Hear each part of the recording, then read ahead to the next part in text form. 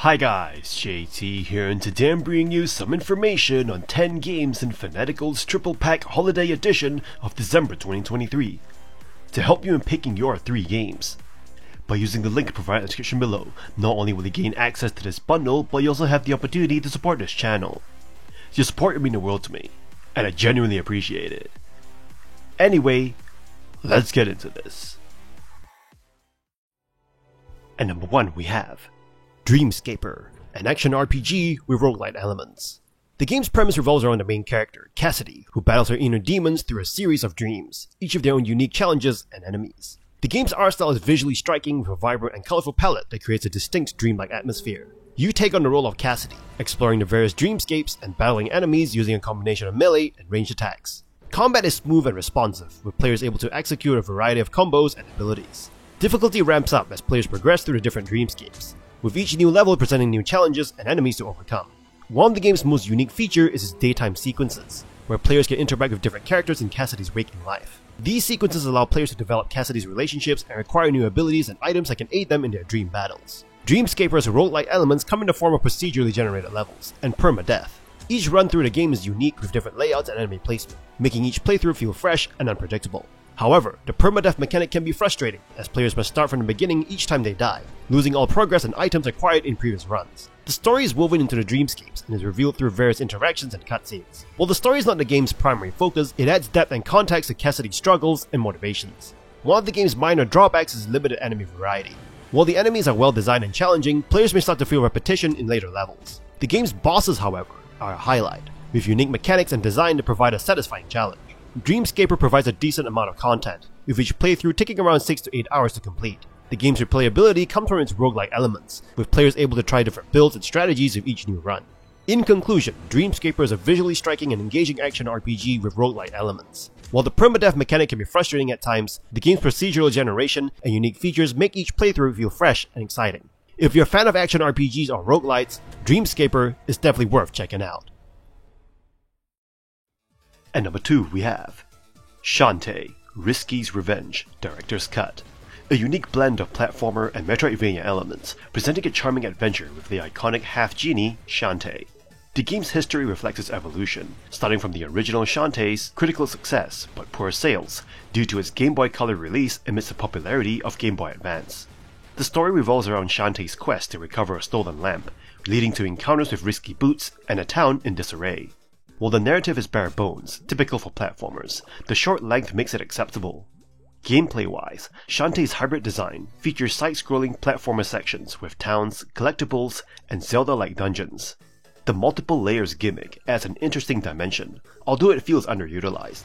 However, issues arise with the map, lacking explanations and markers, especially in dungeons.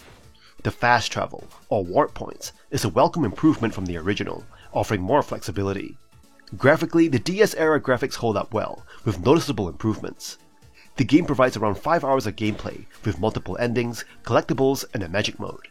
Despite feeling somewhat unpolished, the signature writing style, atmosphere, fantastic soundtrack, and appealing graphics contribute to the game's overall charm. Shantae, Risky's Revenge, Director's Cut is a good, albeit flawed, platformer, offering a fun adventure with unique characters. Despite issues like the map and perceived brevity, the game's enjoyable elements make it a worthwhile consideration for platformer enthusiasts and Shantae fans alike. And number 3 we have Time on Frog Island, a delightful adventure where you become an ordinary amphibian, immersing yourself in the charming world of bipedal frogs. As a tiny human sea captain, your goal is to fix your ship by engaging in a unique trading game with the island's adorable frog inhabitants. Originally named Trading Time, the game captures your attention with its simple yet engaging mechanics. Your interactions with the frog residents involve charming communication through picture bubbles, creating a wonderfully simple system. The quest to trade items for ship repairs initially feels like a collection of fetch quests, but the captivating inhabitants and the island's secrets will gradually draw you in. The game's balance of challenging puzzles, charming characters, and exploration keeps you engrossed. Despite its seemingly straightforward nature, Time on Frog Island surprises you with hidden quests, unlisted side activities, and discoveries of new regions on the island. The game's attention to detail, such as your character's amusing struggles while carrying objects, adds to the whimsical charm.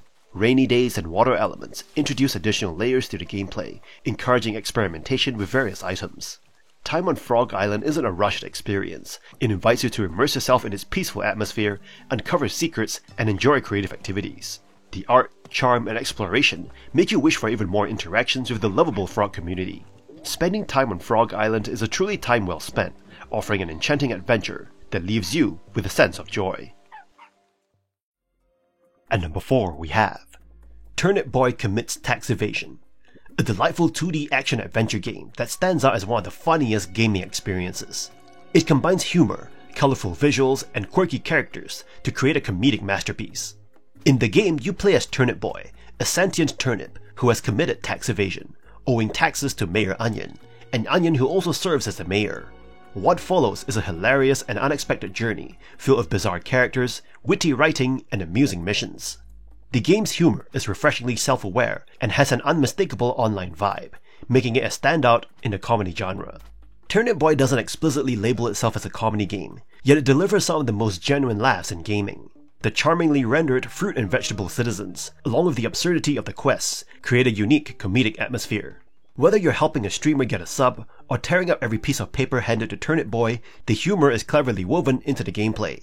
The game also pokes fun at pop culture tropes, and features enjoyable puzzles that complement the exploration. Turnip Boy's arsenal of tools, including a watering can and boots, adds depth to puzzle solving. However, the boss fights, while creative in concept, can be challenging due to somewhat inelegant combat mechanics. The speed of movement and actions doesn't always sync well with telegraphed boss attacks, leading to occasional frustration. Despite the occasional combat frustrations, Turnip Boy Commits Tax Evasion remains a highly recommended experience. Its humor, catchy music, and charming world make it a standout title. While some may find the boss fights a bit frustrating, the game's overall enjoyment and laughter-inducing moments outweigh any shortcomings, making it a must-play for those seeking a hilarious and entertaining gaming adventure.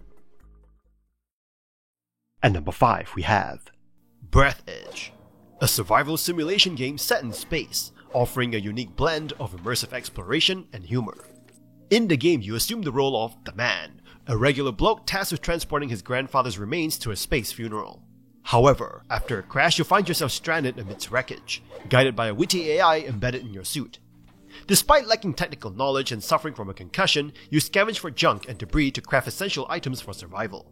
The game introduces an interesting twist with an immortal chicken companion that helps you navigate the hazards of space.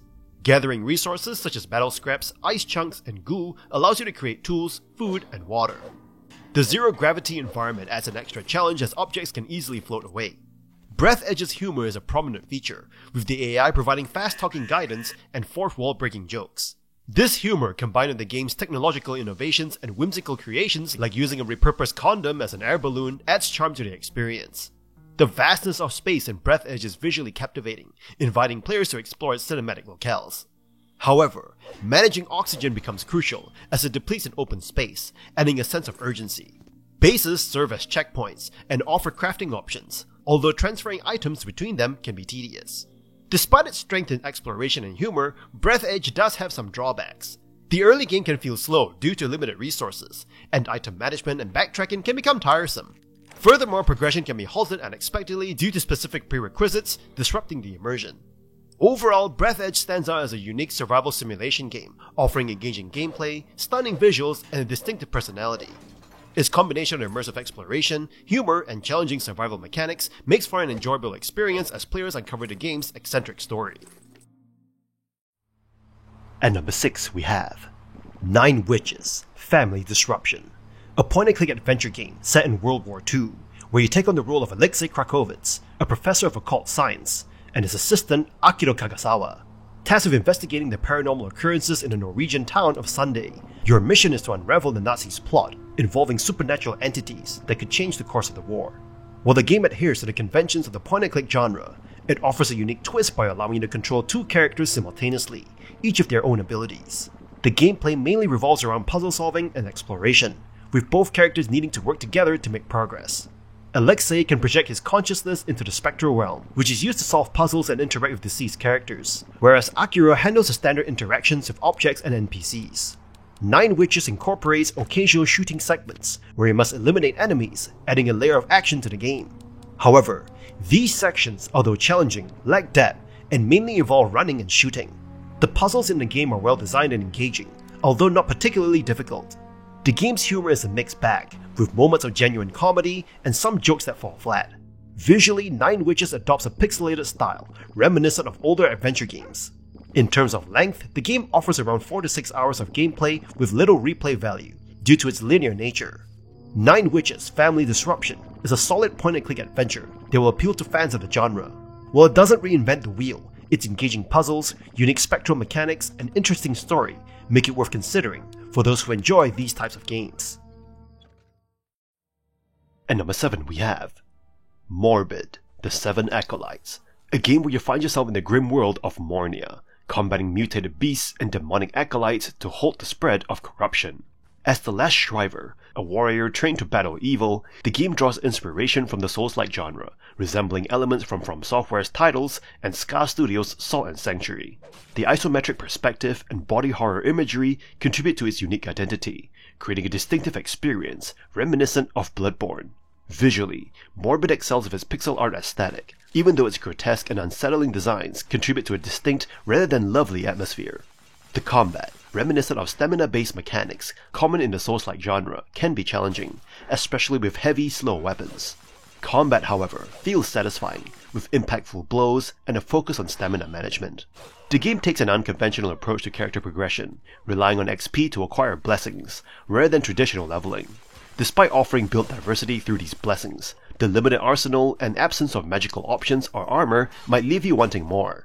While the game offers a polished and enjoyable adventure with cool enemy designs and an intriguing world, it falls short in certain aspects like character progression depth and variety, making it feel like it's only half a game. Despite these limitations, Morbid, The Seven Acolytes provides a steep challenge and an engaging experience for those seeking a dark and punishing adventure. And number 8 we have Police Stories, a top-down old-school shooting adventure game that puts you in the shoes of two cops who will do whatever it takes to ensure justice is served. This game offers both solo and couch co-op play, and includes 2 difficulty settings and 3 game modes. As you progress through the game's 18 missions, you'll need to use your partner, technical equipment, and covering fire to infiltrate gang hideouts, rescue hostages, collect evidence, arrest criminals, and save civilians. With each mission, you'll earn points that give you a level rating. While the game's concept may be straightforward, achieving victory isn't easy.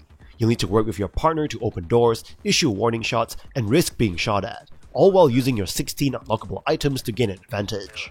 The game's art style and audio design are simple but effective, with pixelated characters, earthy colors, and heavy, hard-hitting tones that create a sense of tension and excitement. However, the game's controls can be fiddly when playing solo, and the game can be too difficult at times. Overall, Police Stories is a challenging, addictive, and engaging game that offers plenty of replay value, and will keep you entertained for hours, especially if you play it as a co-op game. And number 9 we have Epistory, Typing Chronicles. The narrative involves 2 branching stories involving the narrator and the character on screen, which come together in the end. However, this game is more known for how beautiful the papercraft world is and the challenge that it will provide. When you start the game, the first thing you'll notice is the key bindings for your movements. You move with E, F, J, and I instead of the usual WASD. This is done to allow you to move the fox-running protagonist around while staying in the middle of the keyboard so you can switch between moving and typing very quickly. Tapping the spacebar will engage in typing mode, allowing you to interact with the environment. This game offers light puzzles to solve while moving around and intense combat, both of which involve typing. Some of the best areas combine both puzzles and combat. Combat starts out quite simply by typing words that appear above the head of various insects. Some enemies will have multiple words in a row. Small bugs typically require single letters, but they come in swarms, so you have to tap your keyboard keys quickly and keep a lookout for singular letters. Large monsters usually have semi-difficult words to type under pressure. You'll soon have access to 4 types of magic: fire, which will burn the next word on a single bug; ice, which will freeze enemies for a short time; electricity will change the nearby enemies; and wind will knock them back from advancing to you. Some enemies can only be affected by specific flavor of words. You can change your type of magic by typing out the name of the magic. There's a lot to juggle, especially when you have 10 monsters of varying elements crawling to you at once. Epistory is definitely one to play if you're into typing games. It is really well crafted and is worth your time. And number 10 we have Sparklight, a game that invites you into the whimsical, pixelated realm of Geodia, seamlessly blending action, adventure, and roguelike elements. As you step into the shoes of Ada, a determined mechanic facing the Baron's exploitation of the resource Sparklight, the storyline unfolds and a vibrant pixel art reminiscent of classics like The Legend of Zelda: A Link to the Past. The narrative, while not groundbreaking, adds motivation and the pixel art pays homage to retro classics. Combining action-adventure with roguelike, the top-down combat as Ada feels responsive and satisfying.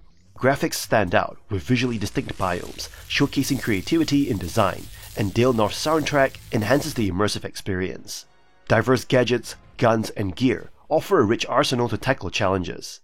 However, there are cons to consider. Roguelike elements feel superficial, lacking the depth associated with the genre. Procedural generation can lead to a sense of repetition in the visually distinct biomes. The local co-op, featuring Wingnut, Ada's sidekick, falls short of providing a fully engaging experience for the second player. Limited replayability is noted, as the game lacks robust incentives beyond the main story and champion mode. Sparklight delivers a charming pixelated adventure through Geodia, with engaging gameplay, a whimsical narrative, and standout visuals and sound.